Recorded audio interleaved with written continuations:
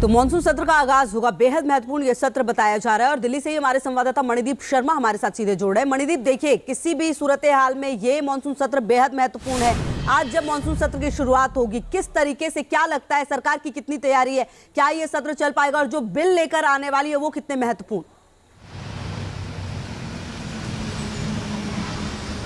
जी देखिए खुशबू, चूंकि दोनों ही पार्टीज, जो दोनों ही पॉलिटिकल खेमे हैं, इंडिया और एनडीए, दोनों की बैठकें हुई हैं, तो दोनों में ही गर्मजोशी है, दोनों में ही गर्माहट है। तो मॉनसून सत्र जो है आज देखें ज़रा किसमें कितना है दम वाले भाव से शुरू होगा।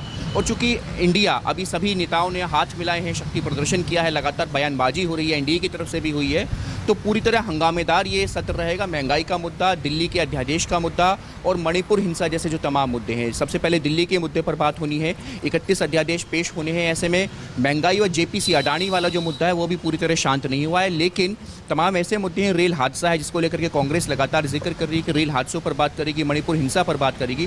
तो सरकार से ये भी कहा गया, अधीर रंजन चौधरी ने जिस तरीके से कहा है कि यदि सरकार सदन चलाती है तो विपक्ष की बात सुनना सीखे, और यदि सरकार विपक्ष की बात नहीं सुनती है, यदि वो चर्चा ढंग से नहीं हो पाती, निश्चित तौर पर कह सकते हैं कि पूरा ये सत्र बेहद हंगामेदार रहने वाला है। लोकसभा चुनाव कह सकते हैं अगले 6 से 8 महीने में है। ऐसे में इस मॉनसून सत्र पर पूरे देश की निगाहें, सरकार वो अध्यादेश, वो बिल पास करवाना चाहेगी जो कि उसके हित में हो। एक तरीके से शक्ति प्रदर्शन होगा। दोनों ही जो खेमे अभी हाल ही में बने हैं, दोनों खेमों का शक्ति प्रदर्शन है। दोनों ही खेमे ये दिखाएंगे कि आप देखें जरा किसमें कितना है दम। बिल्कुल, बेहद महत्वपूर्ण बात मणिदीप आप कह रहे हैं। दोनों ही खेमे को ये दिखाने की कोशिश होगी कि आखिरकार किसमें कितना दम है। बहुत शुक्रिया आपका मणिदीप, यहाँ तमाम जानकारी देने के लिए।